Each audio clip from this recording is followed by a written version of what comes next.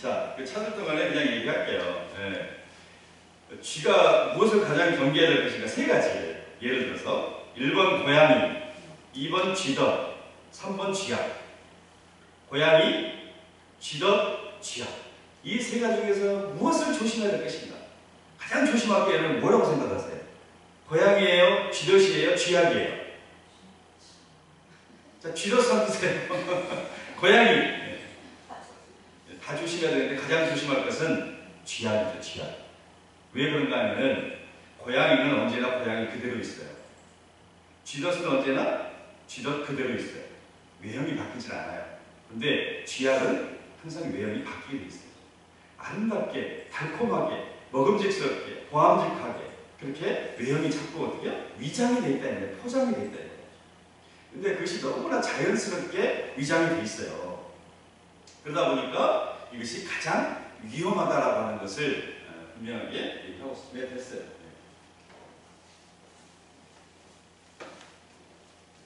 안 나오네. 네, 됐습니다. 6번이 안 나오네요.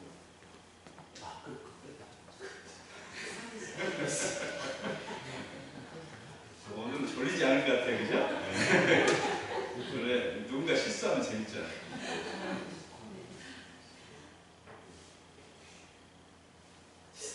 세 가지 중에서 제일 위험한 게 쥐약인데, 쥐약이 왜 위험하다고요? 외형이 바뀌지 않습니다. 그러니까 쥐약은 그 외형이 어쨌든 간에 쥐약은 쥐약이라고 하는 것을 항상 기억할 수 있어요. 다 같이 시작. 쥐약의 외형이 어떻게 바뀌든 쥐약은 쥐약이다. 그래서 이게 가장 무서운 거예요. 이런 마귀의 시험도 마찬가지입니다. 마귀의 시험이라고 하는 것은 언제나 달콤하게 포장이 되어 있고 위장이 되어 있어요. 마귀의 시험이 어설프다고 그게 누가 넘어가겠어요? 야, 정말 아름답고 맛있게 포장되어 있어요. 근데 그걸 먹는 순간 그건 뭐라고요? 쥐약과도 같아요. 죽음에 이르는 길이다. 그래서 우리가 이런 말 항상 조심해야 된다고 하는 것입니다. 마귀의 시험이 우리에게 언제 다가오느냐? 그러면 마태복음에서요, 시험이라는 말이 제일 먼저 나오는 것이 오늘 본문 1절이에요. 그러니까 예수님께서 광야로 나가서 시험을 받으신 그런 장면이 나오지 않습니까? 근데 예수님께서 시험을 받으시는 시점이 굉장히 중요해요. 예수님이 시험 받은 시점이 언제였냐면은 마태복음 3장에 보시면은 예수님께서 세례를 받아요. 세례 요한에 가서 세례를 받으시면서 이제 공생애를 시작하시잖아요. 그때 하늘이 열리고 성령님께서 비둘기같이 예수님 위에 임하시고, 그리고 거기서 음성이 들려요. 어떤 음성이 들리냐면 하나님의 음성이 이는 내 사랑하는 아들이요 내 기뻐하는 자다 라고 하는 음성을 듣게 돼요. 즉 하나님께서 예수님을 만천하에 하나님의 아들이시고 기뻐하는 아들임을 선언하고 인정해 주시는 거예요. 그렇게 하나님의 아들로 인정받은 다음에 바로 사장으로 넘어가서 어디야? 광야로 가서 금식기도 하시고, 그리고 바로 마귀에게 시험을 받으시는 장면이 우리 이렇게 연결이 되어 있습니다. 그러니까 시험이 언제 오느냐? 하나님의 아들로 인정받고 선언받는 그 시점부터 시험이 오기 시작한다고 하는 것을 우리가 알 수 있어요.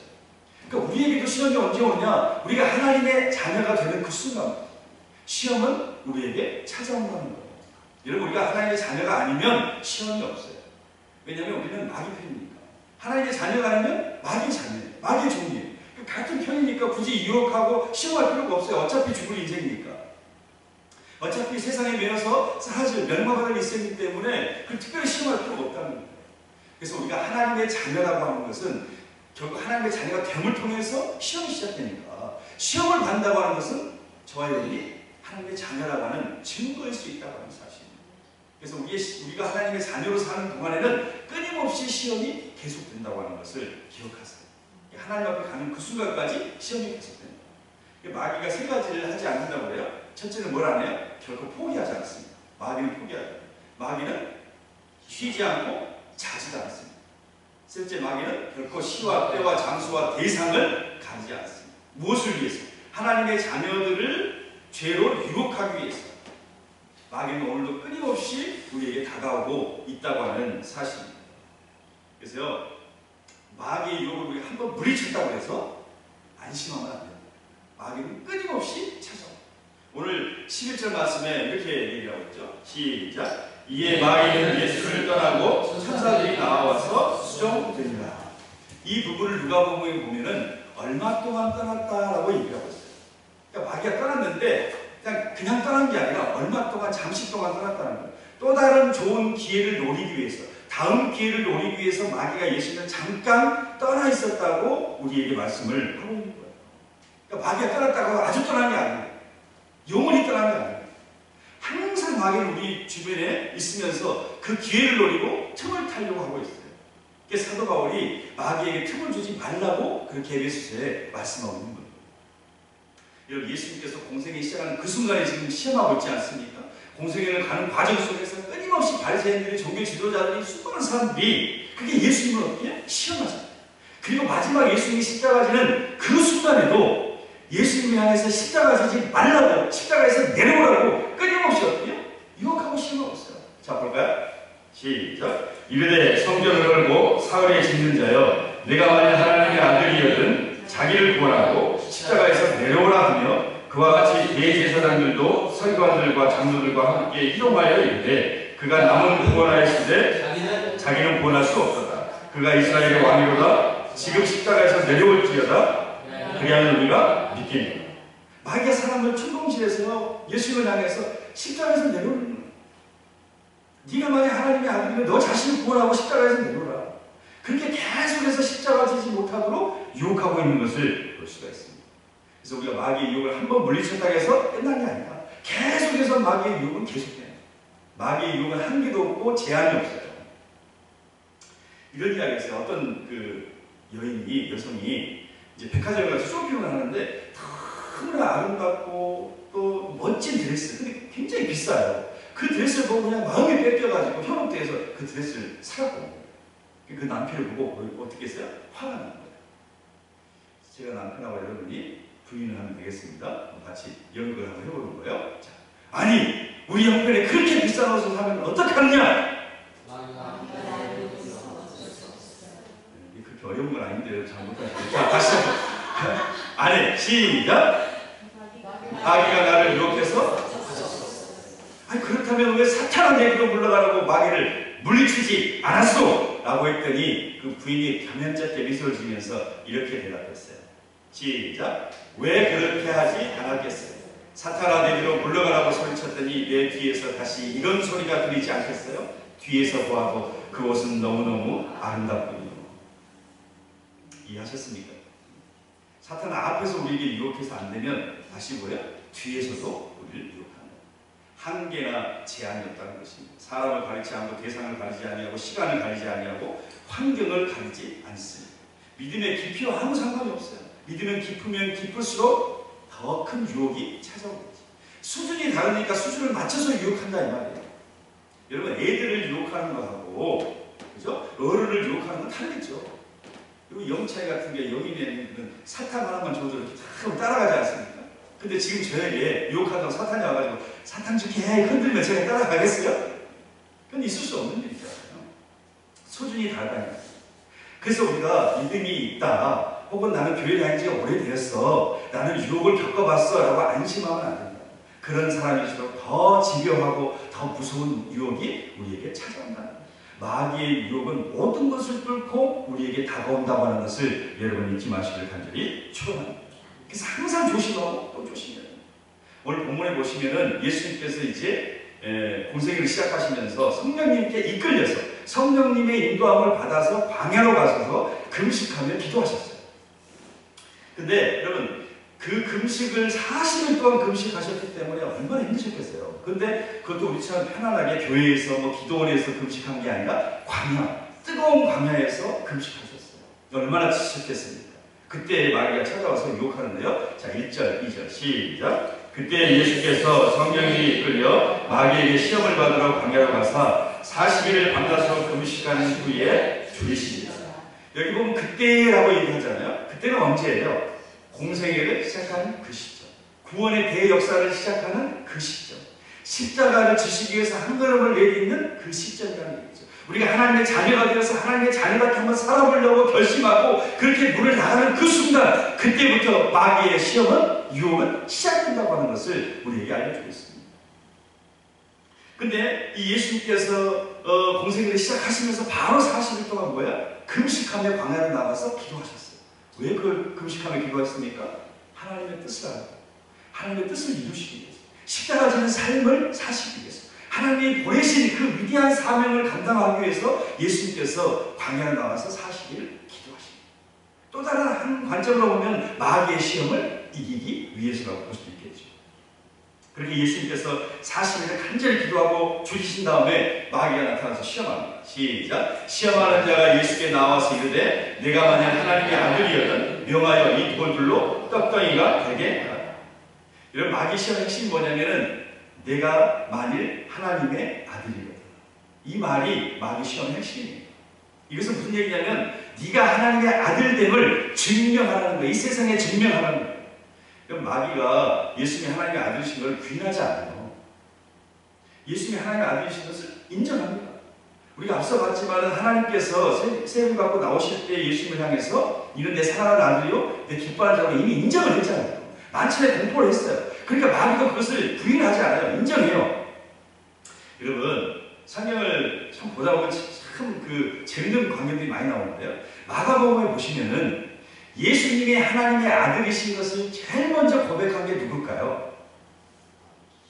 네? 네. 이거 되게 진짜 놀랍다. 나 이거 되게 요구 많이 했는데 여기 다 알고 계시네요.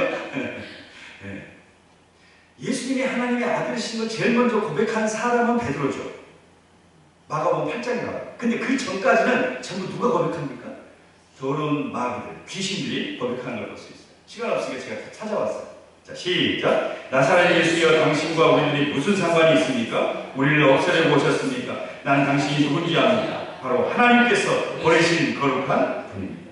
시작. 더러운 귀신들은 예수님을 보기만 하면 앞에 엎드려서 당신은 하나님의 아들이십니다라고 소리쳤습니다. 그리고 큰 소리로 가장 높으신 하나님의 아들이신 예수님, 저와 무슨 상관이 있으십니까?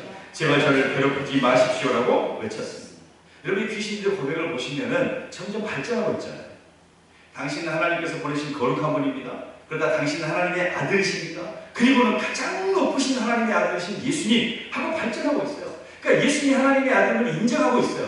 물론 믿지는 않아요. 그러니까 인정해요. 부인하지 않아요. 다만 네가 진짜 하나님의 아들이라면 뭐 하라는 거야? 증명하라는 거야. 증명하라. 이 세상에 하나님의 아들됨을 증명하라는 것입니다.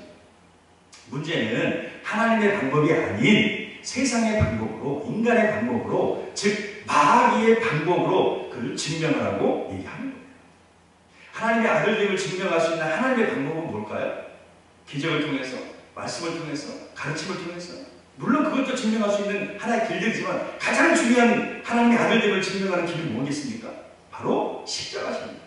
인류의 모든 죄를 지시고 십자가 지시고 부활하심으로써 하나님의 아들됨을 증명할 수 있다고 하는 것이죠. 그런데 마귀는 십자가 버리고 기적으로 하나님의 아들됨을 증명하라. 떡을 만들면 통해서 하나님의 아들됨을 증명하라는 거예요. 왜 하나님의 아들이 십자가를 지려고 하느냐? 그것은 어리석은 짓이다.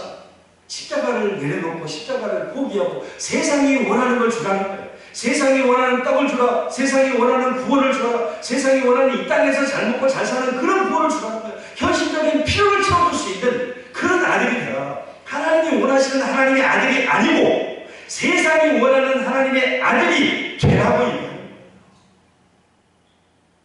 이게 얼마나 큰 유혹입니까? 십자가 없이 구원을 이루라는 거죠. 여러분, 그러면 얼마나 좋을까요? 십자가 없이 구원을 이룰 수만 있다면 그럼 예수님이 십자가 지는 이유도 없었겠죠. 세상의 떡으로 구원할 수 있다면 세상의 떡으로 얼마든지 줄 수 있어요. 500명을 700명을 통해서 얼마든지 먹일 수 있어요. 그러나 세상의 떡으로는 도저히 구원할 수 없기 때문에 자신이 생명의 떡이 되셔서 이 땅에 오셔서 십자가에서 우리 모두에게 성례제를 한 거 아닙니까? 모두에게 자신의 살을 먹이고 자신의 피를 먹이십니다. 우리에게 새로운 생명을 허락하여 주신 줄로 믿습니다.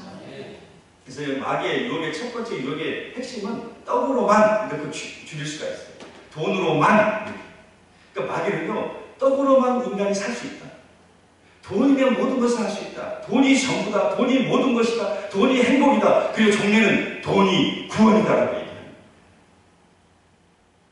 너무나 치명적인 유혹입니다. 세상에 많은 사람들이요, 그 마귀의 유혹에 넘어가서 세상에 매여있고 돈에 매여 살아요. 돈의 노예로 세상의 노예로 살고 있다는 거죠. 근데 교회 안에 들어온 우리들조차도 그럼 더 이상 우리가 하나님 나라를 소망하지 않아요. 천국을 소망하지 않아요. 더 이상 하늘을 바라보지 않습니다. 그저 이 땅을 보면서 어떻게 하면 더 많은 것을 여기서 누릴 수가 있을까? 고민하고 살아요. 무엇을 먹을까 마실까 입을까 그거 염려하지 말라고 했는데 오직 그것만 염려해요. 하나님 나라를 염려하는 사람이 얼마나 됩니까? 하나님의 의를 구하기 위해서 그 몸부림치면서 그거 없어가지고 공허함을 느끼고 그거 없어서 갈등하면서 몸부림치는 사람이 얼마나 됩니까? 점점점 사람들이 떡으로만 살게 됩니다. 그 마귀의 유혹에 전부 넘어져 있는 그런 모습들을 우리가 발견할 수 있습니다. 이런 이야기가 있어요. 이 호숫가에서 우렁이를 잡아먹고 있는 두루미가 있었습니다. 근데 한날 저 위에서 하늘에서 우아한 백조 한 마리가 싹 내려오는 거예요. 그러면서 대화가 이루어지는데 제가 두루미, 여러분 백조. 이해하셨죠? 여러분 뭐라고요? 네, 제가 대신 두루미 하는 거예요. 자, 너는 어디서 왔니? 계속 연극을 해봤어야지 뭐 이거. 점점 해봤어요. 너는 어디서 왔니? 천국이 어떤 곳이니?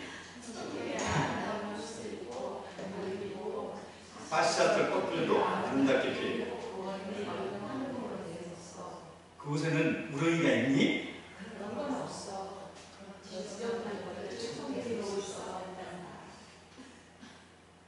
이 두루미의 포인트는 우렁이가 있냐는 거예요. 그랬더니 없다고 얘기하잖아요. 그랬더니 두루미가 이렇게 얘기했습니다. 그런 천국이라면 너나 나, 난 필요 없어. 난 우렁이만 있으면 그뿐이야. 이렇게 얘기합니다. 천국이 그렇게 아름답고 천국이 그렇게 영광스러운 곳이지. 나는 그런 거 관심 없어. 나에게는 오직 우렁이뿐이야. 뿐이고 당신 뿐이고 오직 우렁이 뿐이고 우렁이만을 사모하고 우렁이만 보이고 우렁이만 소망하고 우렁이가 인생의 전부가 되어 있고 우렁이 앞에서는 천국조차도 한 수 접어줘야 되는 그 상황, 그것이 바로 뭐라고요? 문제라고 얘기하고 있는 것입니다. 여러분 제 말을 오해하시면 안 돼요. 두루미에게 우렁이가 필요 없단 말이 아니에요. 사람에게 돈이 필요 없단 말이 아니에요. 우렁이도 있어야죠. 돈도 있어야죠. 그래야 사람들이 살 수 있고 그래야 이 땅에서 기능을 할 수가 있어요.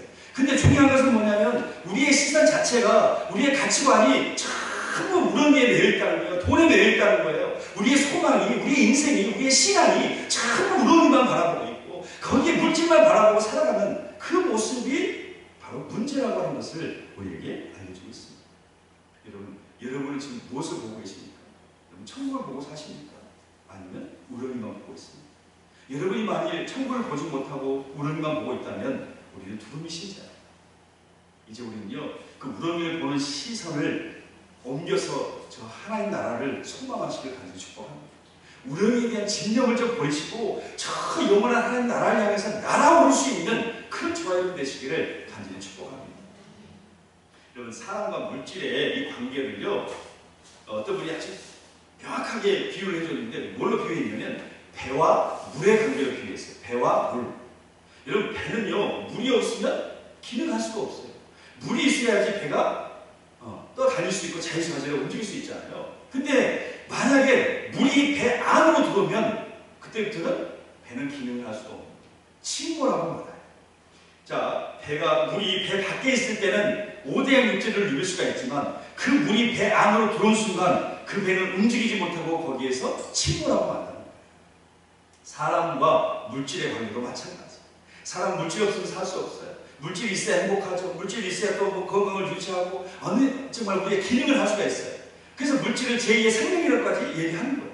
근데 중요한 것은 그 물질이 이제 내 안으로 들어오기 시작하면 그때부터 나는 거기에 노예가 되고 거기에 붙잡혀서 결국 침몰하고 만다고 하는 것을 우리에게 보여주는 것입니다. 그래서 물질은 절대 내 안으로 들어오겠어요. 여러분 예수님의 12제자 중에 가룟 유다를 아시잖아요. 여러분 12사도라고 하는 것은 이 2000년 역사, 기독교 역사 속에 딱 12명밖에 없는 거예요. 그러니까 엄청나게 귀한 직분이에요. 사관도 많고 목사도 많고 부교도 많지만 사도는 12명밖에 없어요. 예수님이 직접 골랐어요. 직접 부르셨어요. 그런 어마어마한 귀한 직분을 그 돈 욕심 때문에 눈이 가려서 은상심에 예수님을 팔아먹는 그런 비참한 신자가 되고 말았다. 예수님의 제자가 마귀의 도구가 되고 말았다. 왜 그랬습니까? 물질이 가로주다 안으로 들어가게 돼요. 물질을 지배하는 것이 아니라 물질의 지배를 받았기 때문에 그렇게 된다는 거죠. 우리도 살다 보면 여러 가지로 물질의 유혹을 받을 때가 있습니다. 물질이 내 안에 들어올 때가 있어요. 그럼 우리가 그때 어떻게 해야 됩니까? 물질이 내 안에 들어올 때, 배에 물이 들어올 때 어떻게 해야 돼요? 그렇죠. 퍼내야죠. 너무나 간단하지 않습니까? 그걸 퍼내야 돼요. 고이지 않게 계속해서 어떻게 해요? 흘려보낼 수 있어요. 그래서 물질의 지배를 받지 않으려면 물질의 통로가 되어야 된다는 것입니다. 여러분, 믿음의 조상 아브라함을 부르실 때 하나님께서 이렇게 말씀하셨죠? 시작. 여호와께서 아브라함에게 이르시되 너는 너의 고향과 친척과 아버지 집을 떠나 내가 내게 보여줄 땅으로 가라. 내가 너로 큰 민족을 이루고 내게 복을 주어 내 이름을 창대하게 하리니 너는 복이 될지라. 너를 축복하는 자에게는 내가 복을 내리고 너를 저주하는 자에게는 내가 저주하리니 땅의 모든 족속이 너로 말미암아 복을 얻을 것이라 하십니다. 여러분, 아브라함을 부르실 때 핵심은 내가 너를 복이 되게 할 거다. 그래서 여기 보시면 땅의 모든 족속이 너를 인하여 복을 얻을 것이다 그랬죠. 너를 인하여라는 말은 뭐냐면 너를 통과하여 그런 뜻이에요. 너를 통과하여. 그래서 하나님이 주신 복이 아브라함에게 머무는 게 아니라 아브라함을 통과하여 많은 사람들에게 나아갈 때 비로소 믿음의 조상이 될 수 있다고 하는 것을 말씀하십니다. 그래서 하나님께서 이 아브라함에게 믿음의 조상 삼으면서 가장 먼저 요구한 게 있어요. 그게 뭡니까? 떠나라는 것입니다. 고향도 친척도 아버지 집을 떠나라. 즉 말해서 너를 비워내야 된다. 네가 축복의 통로를 받았으니 통로는 비워있어야 돼요. 막혀있으면 복이 흘러오지도 않고 흘러가지도 않는 거예요. 깨끗이 비워있어야 그 복이 흘러갈 수 있는 것입니다. 아브라함이 만약에 복을 흘려버린 통로가 아니라 창고를 쌓는 그런 인생이 되었다면 믿음의 조상이 될 수가 없었습니다. 사랑하는 여러분, 우리는요 어리석은 부자같이 창고를 쌓는 인생이 되면 안 돼요. 아브라함처럼 계속해서 재단을 쌓는 인생이 되어야 될 줄 믿습니다. 창고는 막혀있는 거예요. 그러나 재단은 사방이 다 열려있어요. 그래서 이 열린 재단을 통해서 하나님의 구원이, 하나님의 은혜가, 믿음이, 물질이 계속해서 흘러갈 수 있도록 하면 그 물질은 나에게 계속해서 쏟아질 것이고 우리는 물질의 시험에서 반드시 승리하게 될 줄로 믿습니다. 두 번째 시험은 뭐냐면 5절과 6절입니다. 시작. 이에 마귀가 예수를 거룩한 성으로 데려다가 성전 꼭대기에 세우고 이르되 내가 만일 하나님의 아들이여든 뛰어내리라 기록되었을 때 그가 너를 위하여 그의 사자들을 명하시니 그들이 손으로 너를 받들어 발에 돌이 부딪히지 않게 하리로다 하였느니라.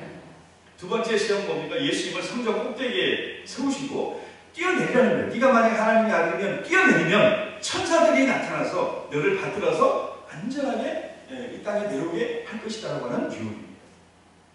소리찬 제안이잖아요.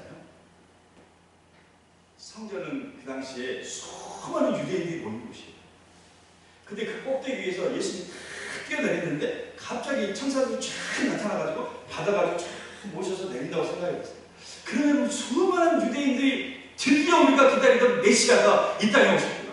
막 박수치고 환호하고 그래서 우리가 마음껏 섬기려고 했을 거예요. 막 슈퍼스타가 되는 거예요. BTS 못지않는 그런 슈퍼스타가 될 거예요. 근데 성경은 이걸 뭐라고 표현해요? 시험이다라고 이렇게 합니다. 이 시험이 어떤 시험일까? 예수님이 하신 대답을 보면 우리가 알 수가 있습니다. 자, 7절 시작. 예수께서 이르시되 또 기록되었을 때 주 너의 하나님을 시험하지 말라 하였느니라 하셨습니다. 주 너의 하나님을 시험하지 말라. 즉 이 시험의 정체는 하나님을 시험하는 거예요. 하나님을 시험하는 거예요. 여러분, 하나님을 시험하는 게 과연 무엇일까? 여러분, 하나님을 시험한다는 말이 제일 최초의 성경에 나오는 데가 어디냐면 출애굽기 17장입니다. 신광야에서 이스라엘 백성들 애굽에서 나와가지고 신광야에서 르비딤까지 이 사막을 행진했어요. 근데 그 사막을 행진하는데 마실 물이 없는 거예요. 그 어린아이들과 가족들이 그 사막을 지나는데 마실 물이 없어가지고 그곳에 진을 칠 때는 거의 죽을 지경이 되었습니다. 여러분, 잘 생각해보세요. 하나님께서 말씀하신 대로 움직인 거예요. 자기들이 원해서 간 게 아니에요. 하나님이 가야해서 간 거예요. 구름 기둥과 불 기둥이 인도하고 있습니다. 하나님이 목표로 한 지정한 그곳으로 순종하고 가고 있어요. 그럼 그들이 뭘 기대했을까요? 물이 있는 오아시스. 그죠? 쉼과 안식, 성공과 축복, 탄탄한 대로가 열릴 것으로 그들은 기대했겠죠. 왜? 난 하나님의 말씀대로 살고 있습니다. 하나님이 가라는 대로 가고 있습니다. 근데 그들의 기대는 처참하게 무너지고 말았다. 하나님의 말씀대로 갔는데도 거기에 물이 없어요. 오아시스가 없어요. 그냥 죽을 지경에 이르게 되었다고 하는 사실입니다. 여러분 누차 강조하지만 믿음의 길에도 순종의 길에도 고난이 있고 어려움이 있고 문제가 있고 어제 얘기한 대로 사망의 음침한 골짜기가 존재할 수 있다고 합니다. 여러분 이걸 우리가 항상 인정을 해야 돼요. 사망의 음침한 골짜기가 질병이 고난이 그게 죄가 아닙니다. 그냥 그것은 우리가 이 땅에 살면서 때로는 통과해야 될 과정인가 그걸 받아들이고 수용할 때 우리가 믿음으로 승리할 수 있어요. 근데 이걸 받아들이지 못하면 그때부터 나타나는 현상이 하나 있는데 그게 뭐냐면 바로 원망하기 시작합니다. 자, 출애굽기 17장 3절 시작. 거기서 백성이 목이 말라 물을 찾으며 그들이 모세에게 대하여 원망하여 이르되 당신이 어찌하여 우리를 애굽에서 인도해 내서 우리와 우리 자녀와 우리 가축이 목말라 죽게 하는가. 여러분 지금 이스라엘 형태를 보세요. 이 하나님께서 자신들을 구원해 준 출애굽 사건을 자신을 죽이기 위한 사건으로 지금 매도하고 있습니다. 여러분 출애굽 사건은 그 종살이하던 이스라엘 백성들 하나님 불쌍해서 그들 건져줬잖아요. 구원해 주셨잖아요. 자유를 주고 해방을 준 사건이에요. 근데 그 사건을 뭐라고 표현하는 거예요? 우리 죽이려고 이 광야로 끌고 왔다고 합니다. 하나님이 자기 생각대로 안 되니까 사랑의 하나님을 잔혹한 살인마로 만들고 있는 거예요. 여러분 우리 속담에 이런 말 있죠. 물에 빠진 사람 건져줬더니 보따리 내는 거라고 합니다. 자기의 생명의 의미를 보따리 안주는 파렴치한으로 만들고 있다. 이게 바로 뭐예요? 하나님을 시험하는 겁니다. 7절 보세요. 시작. 그가 그곳 이름을 마사 또는 무리바라 불렀으니 이는 이스라엘 자손이 다투었으니 또는 그들이 여호와를 시험하여 이르기를 여호와께서 우리 중에 계신가 안 계신가 하였음이더라. 여기서 중요한 말은 하나님이 우리 중에 계신가 안 계신가. 이게 바로 시험이다 이런 뜻이에요. 이스라엘 백성들이 하나님이 존재하는 것을 부인하지 않습니다. 마귀가 하나님의 아들이신 걸 부인하지 않는 것처럼 이스라엘은 하나님이 살아계신 걸 알고 있어요. 왜? 10가지 기적을 통해서 출애굽을 했습니다. 다만 여기서 중요한 건 뭐냐면 우리 중에 하나님이 지금 있느냐는 거예요. 우리의 상황에 위해서 존재하느냐, 즉 우리를 위해서 존재하느냐, 우리의 이익을 위해서 존재하느냐, 우리를 도와줄 수 있느냐, 우리에게 하나님이 쓸모가 있느냐라고 하는 것을 지금 그들이 묻고 있는 거예요. 그게 바로 뭐예요? 시험하는 것이에요. 그래서 여러분 하나님을 시험하는 건 다른 게 아닙니다. 하나님을 수단으로 여기는 거예요. 지금 이스라엘 생각이 뭐냐면은 그냥 자신의 그 이익을 자신의 축복을 위해서 하나님의 수단을 여기는 거예요.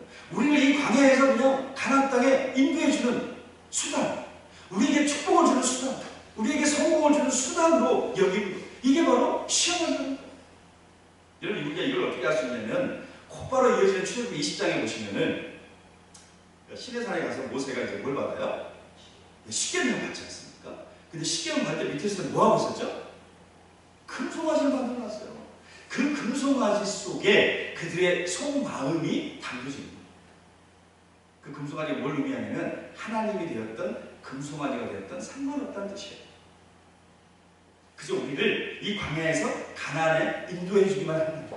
가나안에 축복을 주기만 한다. 가나안에 성공을 주기만 한다면 하나님이든 금송아지든 또는 바알이든 상관없다는 거예요. 그것이 그들의 소망이었다고 하는 것을 우리가 알 수가 있는 것입니다.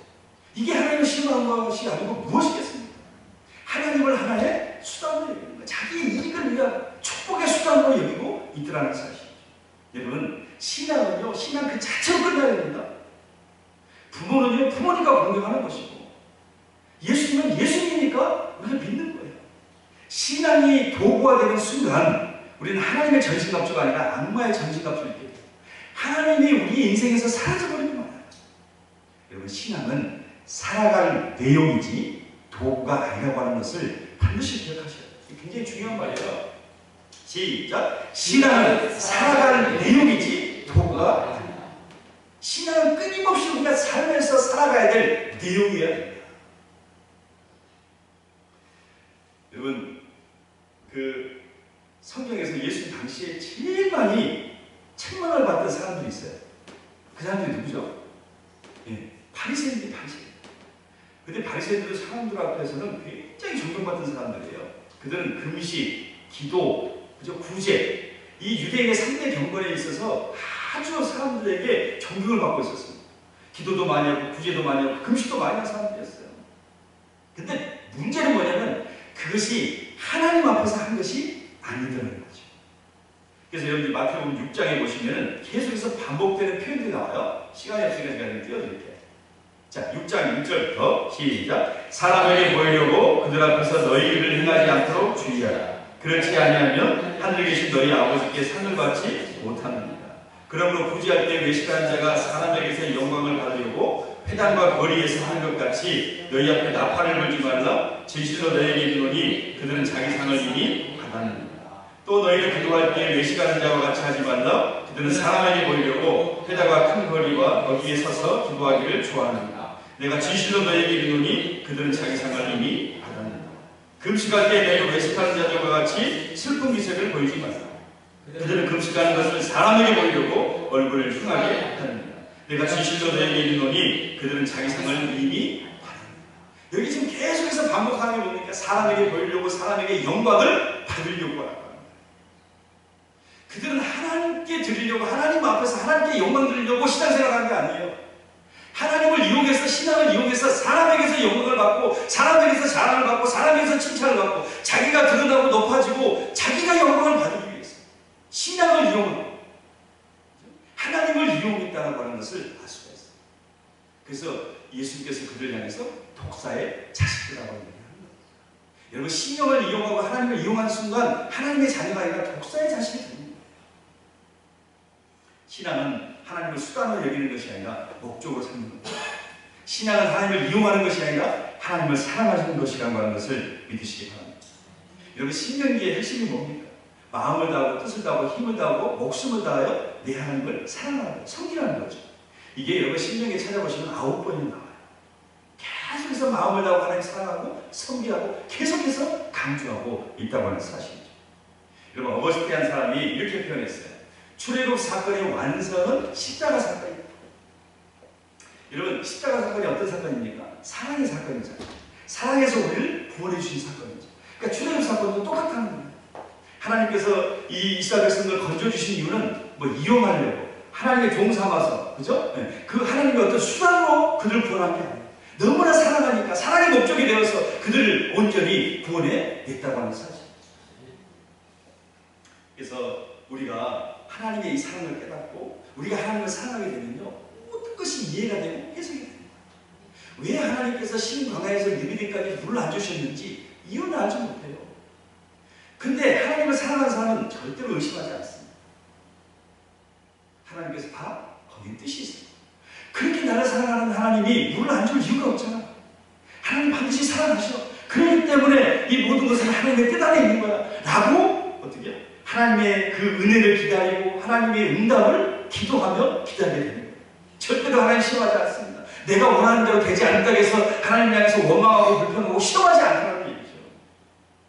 우리 인생에서 뜻하지 않는 여러 가지 어려움이 있어요. 고난이 있어요. 역경이 있어요. 근데 변하지 않는 한 가지는 뭡니까?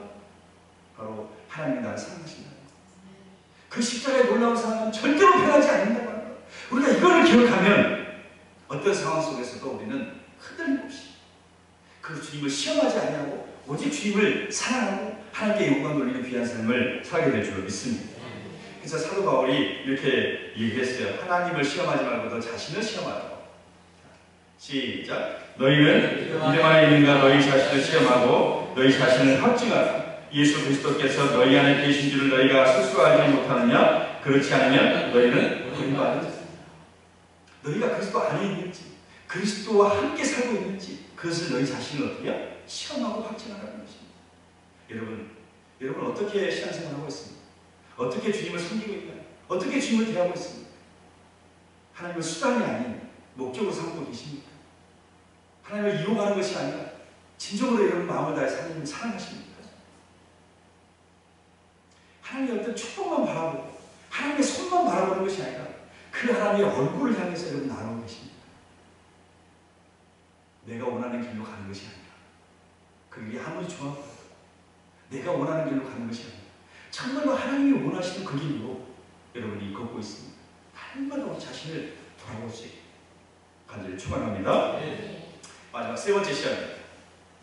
자, 시작. 마귀가 또 그를 데리고 지극히 높은 산으로 가서 천하만국과 그 영광을 보여 이르되 만일 내게 엎드려 경배하면 이 모든 것을 내게 주리라. 첫 번째, 두 번째 시험이 실패하니까 높은 산에 데리고 가셔서 그래서 이 천하만국을 보여주면서 네가 내게 절하면 이 모든 것을 주겠다라고 지금 뭐야? 유혹하고 있습니다. 근데 이건요 도저히 용납할 수 없는 시험이에요. 하나님의 아들이 어떻게 마귀에게 경배하고 잘할 수가 있겠습니까? 그러니까 마귀도 눈치가 있어. 마귀가 멍청하지 않습니다는 건 눈치가 있어요. 그래서 이 세 번째 시험에서는 네가 만약 하나님의 아들이거든 라는 말을 하지 않잖아요. 그 말을 했다가는 큰일 나니까. 그래서 그 말을 싹 빼요.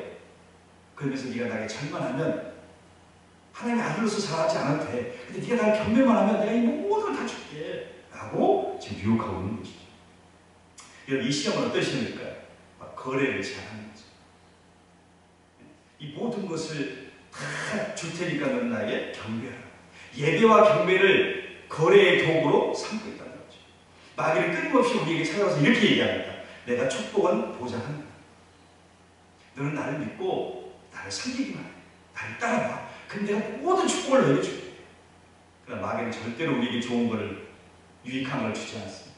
마귀가 주는 것은 뭐예요? 독사가요. 마귀가 주는 것은 신들이에요. 그래서 마틴 로이드 존스 목사님이 이렇게 얘기했어요.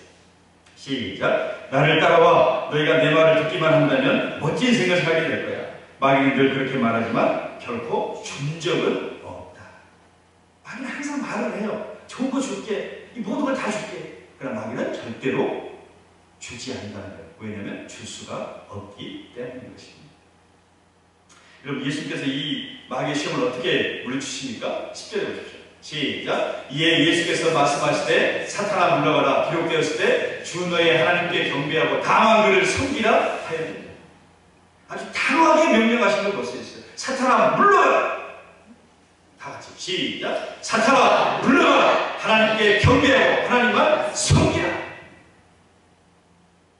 분명히 기억하세요. 우리는 하나님과 거래하는 사람이 아니라 하나님을 예배하고 하나님을 섬기는 사람입니다.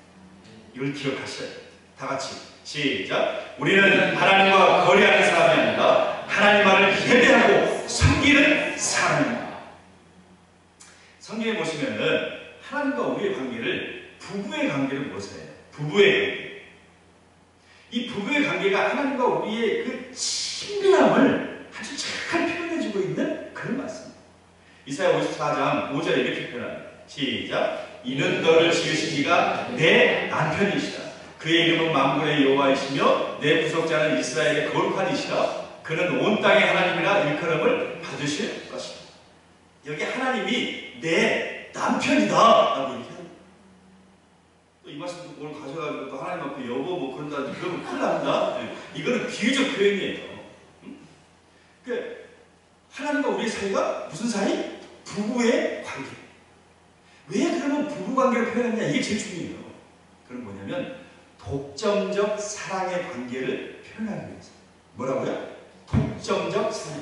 하나님과 우리의 관계는 독점이야 독점. 나눌 수가 없는 거예요. 독점적 하나님과 관계. 그래서 아모스 2장에 3장 2장에 2절에 이렇게 얘기했습니다. 내가 땅의 모든 족속 가운데 너희만을 나는 너희만을 선택했고 나는 너희만을 사랑했어. 즉 너는 내 거야. 이렇게 하나님과 우리의 사는 독점적 사랑의 관계라고 하는 것을 우리에게 보여주고 있습니다. 이런 부부가 있습니다. 부부가 사랑을 나눌 수가 있어요? 어느 부부는 사랑이 너무 많아가지고 여보 우리 사랑이 너무 넘친다. 그래가지고 옆집 아저씨 사랑하고 예? 옆집 아줌마도 사랑하고 이렇게 그럴 수 없다는 거예요. 물론 일류애적인 사랑 말고 그 부부의 사랑은 독점하는 거예요. 어떤 누구와도 나눌 수가 없는 거예요. 오직 부부만이 아무리 사랑이 많아도 오직 부부만 사랑하는 거예요. 서로만을 사랑하는 거예요. 서로만 독점하는 것이 부부의 사랑이라고 하는 것입니다. 하나님과 우리의 사이도 독점적 관계예요. 그래서 부부라고 표현하는 거예요. 하나님은 그리스도 안에서 우리만 알았고 우리만 선택했고 우리만 사랑했다는 것을 사실입니다. 그래서요 성경에서 계속 강조하는 게 있어요. 너희는 다른 신을 섬기지 마라. 우상 만들지 마라. 우상에게 절하지 마라. 우상 섬기지 마라. 너와 나 사이에 아무것도 존재하지 않게 하라고 끊임없이 말씀하는 거예요. 여러분 이게 잘못됐습니까? 부부가 우리 부부끼리만 사랑하자는 게 그게 잘못된 건가요? 하나님이 우리가 독점적 관계이기 때문에 우리끼리만 사랑하자고 그렇게 말씀을 하고 있는 것입니다. 여러분, 결혼식 순서에 제일 중요한 게 뭐라고 했습니까? 혼인서약하는 자리죠. 혼인서약. 근데 부부가 혼인서약을 하는데 주례가 물어봤는데 대답을 안 해. 남자도 대답 안 하고 여자도 입 다물고 있어요. 예? 사랑하는 자에도 입 다물고 있어요. 그럼 부부가 될 수 있나요? 안 되죠. 하나님은 우리에게 신부의 혼인서약을 요구하고 있는 겁니다. 하나님은 이미 신랑의 혼인서약 하셨죠. 말로 하는 게 아니라 뭘로 했습니까? 십자가의 그 사랑으로 다 그 피로 한 자 한 자 다 우리에게 써주신 거예요. 하나님은 십자가로 우리에게 혼인서약 하셨어요. 이제 신부인 너희들이 이제 혼인서약 할 차례다. 예수 그리스도로 말미암아 구원받았으니 나 이제 하나님만 사랑하고 하나님만 경배하고 하나님만 섬기고 하나님만 따르는 그렇게 일부종사하겠다. 하나님 앞에 서약하고 혼인서약하고 그대로 살기를 주님은 우리에게 요구하고 계신 것입니다. 근데 이게 자꾸 우리가 깨요. 하나님은 절대 깨지가 않습니다. 근데 우리가 자꾸 깨트려요. 그래서 성경에 나오는 말이 출애굽기 20장 5절에 나는 질투하는 하나님이다. 그래서 그 말씀 하는 거예요. 엘칸나라고 질투하는 하나님이다. 질투하니까 세상적으로 생각하면 뭔가 부정적이잖아요. 질투 시기. 그죠? 그 부정적이지만 하나님이 질투한다는 것은 부부 관계 속에 독점적 사랑 관계 속에서 나오는 말이에요. 그러니까 사랑에 대한 뜨거운 열망과 열정이 거기 담깁니다. 그리고 왜 질투합니까? 그 관계를 보호하고 혹시 그 관계가 깨질 때는 그걸 좀 회복하기 위한 열정으로, 그죠? 회복을 위해서 질투하는 거예요. 부부가 사랑하는데 남편이 바람 폈어요. 근데 부인이 바람 피든가 말든가 그저 돈이나 갖고 와 월급이나 착착 주면 네가 바람 말든다는 상관없어. 그러면 그 부부의 관계는 이미 부부가 아닌 것이죠. 여러분, 질투한다고 하는 것은 사랑한다는 것이고 그 사랑을 보호한다는 것이고 그 사랑이 깨지려면 그걸 회복시키기 위해서 질투하고 용납하지 못하고 미워하고 심판해서 다시 회복시키려고 하는 그 하나님의 은혜가 있는 거예요. 그래서 하나님이 질투한다는 것은 그렇게 하나님께서 우리를 사랑하시는 거예요. 나만 알고 사랑하시는 거예요. 그러니까 너도 땀만 먹지 마, 한눈 팔지 마, 세상 사랑하지 마, 다른 거 사랑하지 마. 끊임없이 하나님 우리에게 요구하고 계시다고 하는 사실입니다. 여러분, 우리가 이 하나님의 사랑, 여러분 이제 이해하셨죠? 하나님과 우리의 사랑은 독점. 누구하고도 나눌 수 없는 하나님과 우리만의 독점적 사랑과. 그래서 세상에 여러분이 딴 눈을 파는 순간, 세상을 사랑하는 순간, 하나님보다 다른 것, 자녀가 됐든 누가 됐든 돈이 됐든 뭔가를 사랑하는 순간 하나님 그 안에서 뭐가 일어나요? 질투가 나고 싶은 거야. 야, 나는 너를 위해서 내 아들까지 다 줬는데 너는 아직도 나를 그렇게 사랑하지 못하고 아직도 나를 믿지 못하고 아직도 나를 섬기지 못하고 그렇게 세상이 좋은데 그래서 하나님께서 질투하시는 거예요. 그래서 그 길로 가지 못하도록 하나님 막으십니다. 그래서 때는 고난이 있는 것이고 때는 역경이 있는 거예요. 그렇지 않겠어요? 머리끄댕이를 잡아서라도 끝이 와야지. 관계를 유지하기 위해서 회복하기 위해서. 여러분, 무슨 일이 있어도 절대 딴 맘 먹지 마시기 바랍니다. 우리의 눈은 오직 주를 향해서 하나님만 사랑하는 뜨거운 사랑이 저와 여러분에게 회복될 수 있기를 간절히 축원합니다. 네. 우리 예수님께서는 이 땅에서 마귀의 시험을 받으실 때에 말씀으로만 상대했어요. 여러분, 마귀하고 예수님 대화를 보세요. 사적인 말은 한마디도 안 해요. 오직 말씀만 하는, 오직 말씀. 한번 볼까요? 자, 시작. 기록되었을 때 사람이 떡으로만 살 것이 아니요 하나님의 입으로부터 나오는 모든 말씀으로 살 것이다. 또 기록되었을 때 주 너의 하나님을 시험하신다. 또 기록되었을 때 주 너의 하나님께 경배하고 다만 그를 섬기라. 오직 말씀으로만, 말씀으로. 그래서 우리도요, 날마다 말씀 먹어야 돼요. 하루세끼 밥을 먹듯이 끊임없이 말씀을 먹어야만 승리할 수 있습니다. 그런데 더 중요한 말이 있어요. 여기 보시면 뭐라고 합니까? 모든 말씀으로 4절에 살 것이다 했어요. 우리가 사는 것이 중요해요. 말씀을 왜 먹습니까? 여러분, 밥을 왜 먹습니까? 살기 위해서 먹는 거예요. 일하기 위해서 먹는 거예요. 우리도 하나님 말씀을 먹고 있고 그 말씀을 암송하는 이유는 말씀대로 살기 위해서. 마귀가 끊임없이 십자가 지지 마, 예수님이 십자가 지지 마 할 때 예수님이 말씀을 물리쳤죠. 오늘 이걸로 끝난 게 아니에요. 실제로 십자가 지는 삶으로 결국은 마귀에게, 최종 마귀의 머리를 부수는 그런 승리를 가지고 우리가 말씀을 먹고 그걸 끝나면 안 돼. 그걸 가지고 어떻게 해요? 사는 거예요. 마귀가 유혹해도 무슨 일이 있어도 한 걸음 나아가면서 버티고 나아가면 승리할 수 있어요. 말씀 붙들고 십자가 지는 거예요. 여러분, 마귀의 시험을 이기려면 십자가 지기만 하면 되는 거예요. 십자가를 자꾸 놓치려고 하니까, 내려놓으려고 하니까 마귀의 시험에서 벗어날 수가 없어요. 십자가가 무기인데 십자가 지고 그냥 한 걸음 나아가면 마귀는 아무리 지서도, 여러분, 아무리 개가 지서도 기차는 지나갑니다. 우리 십자가 지고 나아가면요, 마귀가 아무리 유혹해도요, 거기 볼 시간이 없어. 십자가 지고 힘들어 죽겠는데, 예? 어찌 십자가만 지고 어찌 주님만 바라보고 나아가면 승리할 수 있다고 하는 것입니다. 여러분, 말씀을 가슴에 두시고 말씀대로 삶을 통해서 온전히 십자가 지는 삶을 통해서 그렇게 마귀의 시험을 이기시기를 주의 이름으로 간절히 축복합니다. 네. 같이 시간이 됐으니까 그냥 찬양 그냥 반주만 해주시면 기도하도록 이렇게 하겠습니다. 오늘 우리가 마귀의 시험을 이기기 위해서 오늘 하나님의 말씀이 우리 안에 충만히 임하게 해달라. 오직 말씀을 붙들고 여러분 그냥 말씀대로 살아야지 하는 것이 아니라 하루에 단 10분이라도 30분이라도 말씀을 읽어야 되는 거예요. 실질적으로 여기 기록된 성경 말씀, 하나님 말씀을 읽으면서 이 뜻을 잘 몰라도 읽다 보면 깨달아지고 읽다 보면 알게 되는 것이고 읽다 보면 사라지게 되는 거예요. 하나님 말씀 붙들고 살겠습니다. 하나님 이 말씀 붙들고 살겠습니다. 그런 마음을 가지고 읽으면 하나님 말씀이 우리를 붙들어주고 말씀대로 살아갈 수 있게 해줍니다. 무슨 일이 있어도 십자가를 내려주지 않겠습니다. 여러분, 엄마가 무슨 일이 있어도 자녀를 포기할 수 없는 것처럼 그리스도인은 무슨 일이 있어도 십자가를 포기할 수 없다. 십자가 지는 인생을 살때 주님 우리를 붙들어달라. 이 시간 주여 한번 부르시고 동성으로 기도하도록 하겠습니다. 주여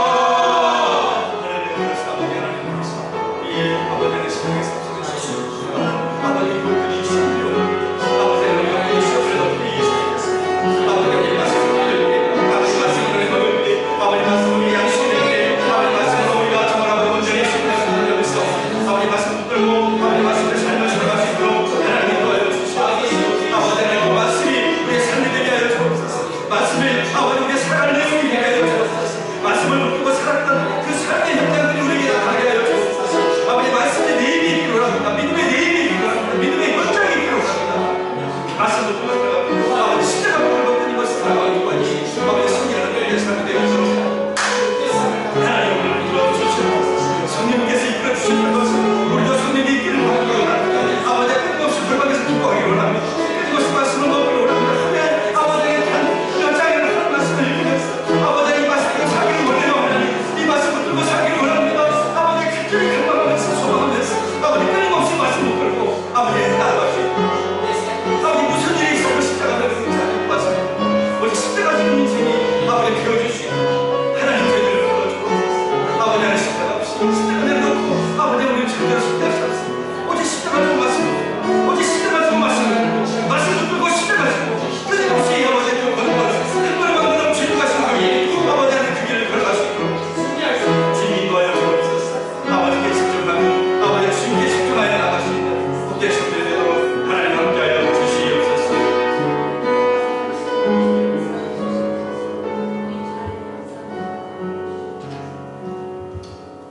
하나님, 오늘 우리에게 주신 말씀을 우리의 마음속에 새기고 우리의 지난날의 모습들, 교만과 탐심과 또 사단의 유혹을 우리가 이기지 못한 것들을 돌아보게 하시니 감사합니다.